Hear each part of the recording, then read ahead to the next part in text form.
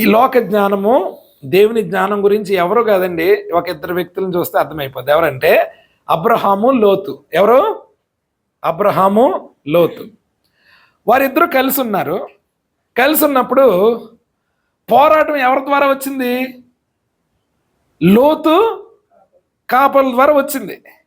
వచ్చినప్పుడు అబ్రహాం ఏం విత్తాడు? మళ్ళా శాంతి చెప్పాడు. ఏంటంటే, అరే మనం ఇలా కలిసి ఉంటే ప్రాబ్లం లేదు, ప్రాబ్లం ఇలా కలిసి ఉంటే మనం ఏం చేద్దాము, డివైడ్ అయిపోదాం, ఎందుకంటే మనకు సరిపోవట్లేదు ఈ ప్రాంతం అని అబ్రహాము శాంతిని విత్తాడు. తర్వాత లోతు సెలక్షన్ వచ్చింది. సెలక్షన్ వచ్చినప్పుడు లోతు ఏ జ్ఞానంతో సెలెక్ట్ చేసుకున్నాడు? లోక జ్ఞానంతో. అరే పచ్చగా ఉందరా ఇక్కడైతే బాగుంటుంది మనకని లోక జ్ఞానం చేత సెలెక్ట్ చేసుకున్నాడు.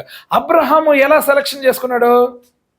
నువ్వేదన్నా తీసుకో, నేను నమ్మేది ఎవరిని? నా దేవుడిని. అక్కడ పోరాటానికి దిగలా, దేవుని జ్ఞానంతో నింపబడి దేవుణ్ణి ఆధారం చేసుకొని దేవుడు నడిపించే మార్గంలోకి వెళ్ళిపోయాడు. అక్కడ గొడవ పెట్టుకోలేదు. అదేంటారా నువ్వు మొత్తం ఇలా తీసుకుంటే ఎలాగ, దాన్ని 2 సకాలు చేద్దాంలే, సగం పచ్చదనం నువ్వు తీసుకో, సగం పచ్చదనాన్ని నేను తీసుకుంటాను అన్నాడా? అనలా. అర్థమైందండి? ఫైనల్గా ఏం జరిగింది? లోతు తన భార్యను కోల్పోయాడు, తన ఆస్తిపాస్తులన్నీ కోల్పోయాడు.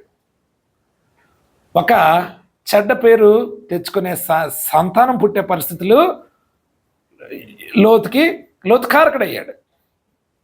అబ్రహాం కోల్పోయాడా భార్యని? కానీ ఎవరినైనా కోల్పోలే. ప్రియమైన వాళ్ళారా, అబ్రహాము దీవించబడ్డాడు. లోతు సంతానము ఒక మచ్చలాగా మిగిలిపోతే, మోయాబీలు, అమ్మోనీయులు, అబ్రహాము సంతానము తరతరాలు దీవించబడ్డమే కాదు, లోకరక్షకుడే అబ్రహాము సంతానంలో పుట్టాడు. ఏం విత్తాడు? శాంతిని, నీతిని విత్తాడు అబ్రహాం.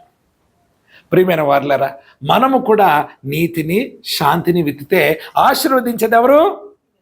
దేవుడు.